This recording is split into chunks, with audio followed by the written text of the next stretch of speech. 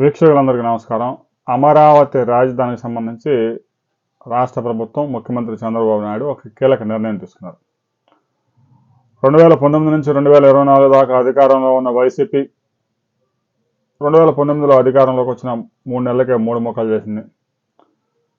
ఇంకా 2 సంవత్సరాల్లో ఎలక్షన్ వస్తాయనగా అమరావతి రాజధానిలో R5 జోన్లో ఒక జోన్ క్రియేట్ చేసుకొని పేదలకి ఇళ్ల స్థలాలంటూ 51,000 మందికి చిలకలూరుపేట నుంచి, నందిగామ నుంచి, జగ్గయ్యపేట నుంచి, మైలవరం నుంచి, గుడివాడ నుంచి, మంగళగిరి నియోజకవర్గం నుంచి, పెనమలూరు నియోజకవర్గం నుంచి, విజయవాడలో 3 నియోజకవర్గాల నుంచి ఇలా మొత్తం 9 నియోజకవర్గాలకు చెందిన పేదల్ని 51,000 మందికి సెంటు భూమి పట్టా ఇచ్చారు.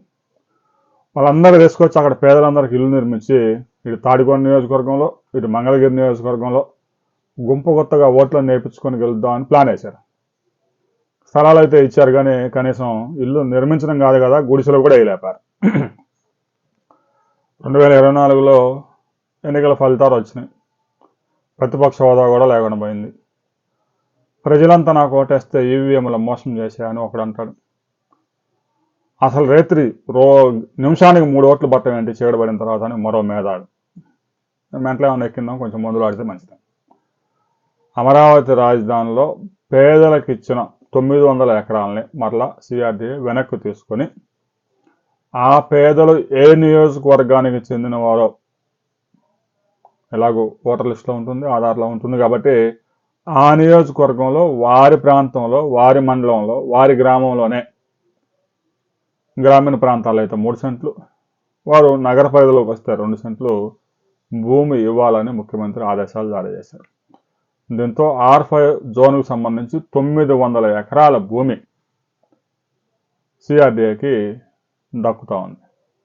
ఇక అమరావతి రాజధానిలో నిర్మాణాలకు సంబంధించి, పార్కుల అభివృద్ధికి సంబంధించి, రోడ్డు పనులకు సంబంధించి ముఖ్యమంత్రి సమీక్ష నిర్వహించారు. పార్కుల లేఅవుట్లు జస్ట్ డిజైన్స్ తయారు చేసి రెడీగా ఉంచండి. ఎందుకంటే నిర్మాణాలు జరగడం వల్ల వేలాది ట్రక్కులు, పొక్రేన్లు, వెహికల్స్ తిరుగుతూ ఉన్నాయి. ఇప్పుడే పార్కులు డెవలప్ చేసి వదిలితే అమరావతి రాజధాని పూర్తయ్యే సమయానికి మరో 2 సంవత్సరాలకి పార్కులన్నీ ధ్వంసం అయ్యే అవకాశం ఉంటుంది. కాబట్టి డిజైన్స్ చేసుకొని రెడీగా ఉంచండి. చివరిలో పార్కులే కాబట్టి లాస్ట్ 3 నెలల్లో కూడా డెవలప్ చేసుకోవచ్చు. ఇక అమరావతి రాజధాని 2027 డిసెంబర్ నాటికి ఎట్టి పరిస్థితుల్లో ప్రభుత్వం పనులన్నీ పూర్తి చేస్తామని మంత్రి నారాయణ స్పష్టంగా చెప్పారు. టవర్స్కు సంబంధించి ఫినిషింగ్ వర్క్స్, హైకోర్టు ఈ వర్క్స్ మినహా మిగతా ట్రంక్ రోడ్డు నిర్మాణం మొత్తం 2027 డిసెంబర్ నాటికి కంప్లీట్. ఇక ప్రైవేటుకి ఇచ్చిన భూములు కూడా ఎవరైతే నిర్మాణాలు ప్రారంభించలేదో వారితో ఫాలోఅప్ చేయటం, రాబోయే 3 నెలల్లో వారు కనుక నిర్మాణాలు ప్రారంభించకపోతే వారికి ఇచ్చిన భూమిని రద్దు చేయడానికి కూడా వెనకాడొద్దని ముఖ్యమంత్రి స్పష్టంగా ఆదేశాలు జారీ చేశారు. అమరావతి రాజధానిలో ప్రతిరోజు 3,600 ట్రక్కులు, పెద్ద ట్రక్కులు తిరుగుతూ ఉన్నాయి. వందలాది పొక్రేన్లు తిరుగుతూ ఉన్నాయి. దుమ్ము విపరీతంగా వస్తుంది. దానికి సంబంధించి కూడా అధికారులు చర్యలు తీసుకోవాలని ముఖ్యమంత్రి ఆదేశాలు జారీ చేశారు.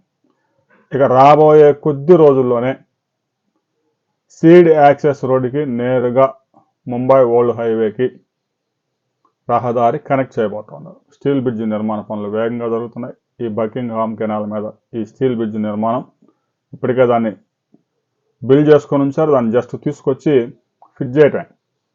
ఇంకా తర్వాత 2 లైన్ల రోడ్డు అందుబాటులోకి వస్తుంది. నేరుగా సీడ్ యాక్సెస్ రోడ్డుకి కనెక్టివిటీ ఏర్పడుతుంది. వెస్ట్ బైపాస్ నిర్మాణాలు కూడా మార్చి చివరి నాటికి పూర్తిగా విద్యుత్ తీగలకు సంబంధించి కొన్ని చిన్న పనులు ఉన్నాయి. ఆల్రెడీ ఇప్పటికే ఒక పక్క 1 సైడ్ వదిలేశారు. మరొక సైడు చిన్న పనులు 2-3 పనులు ఉన్నాయి. ఆ పనులు కూడా పూర్తి చేసి పూర్తి స్థాయిలో మార్చి చివరి నాటికి అందుబాటులో తీసుకువస్తున్నారు. ఈ కనెక్టివిటీ పెరిగితే, వెస్ట్ బైపాస్ అందుబాటులోకి వస్తే అమరావతి రాజధానికి రాకపోకలు మరింత సులువు అవుతాయి. అమరావతి రాజధానిలో రియల్ ఎస్టేట్కి సంబంధించి రైతులు ఏం చెప్తా ఉన్నారు అనే దానికి సంబంధించి మరిన్ని వివరాలు మరో వీడియోలో మనం తెలుసుకుందాం.